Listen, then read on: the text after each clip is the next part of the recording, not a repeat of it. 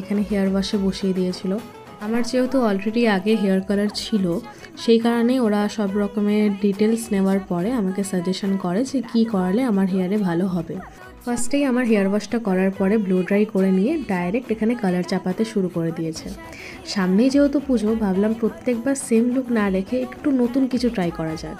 By the way, আমার একার কিন্তু লুক চেঞ্জ হচ্ছিল না, এখানে কিন্তু মাও নিজের হেয়ার কাট করাচ্ছিল, প্লাস কালারও করিয়েছে।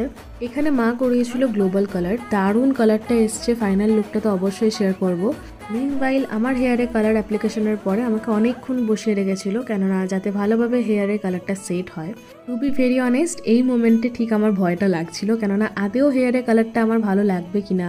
মানে এত বড় স্টেপটা তো নিয়ে নিয়েছি, বাট কেমন লাগবে, কী রকম কালার আসবে, আমি প্রচণ্ড এক্সাইটেডও ছিলাম, প্লাস নার্ভাসও ছিলাম। ভিডিও শুরুতে এই কারণেই বলেছিলাম আজকের ভিডিওটা একটু স্পেশাল, কেননা আজ আমার আর মায়ের সেলফ গ্রুমিংয়ের দিন। আর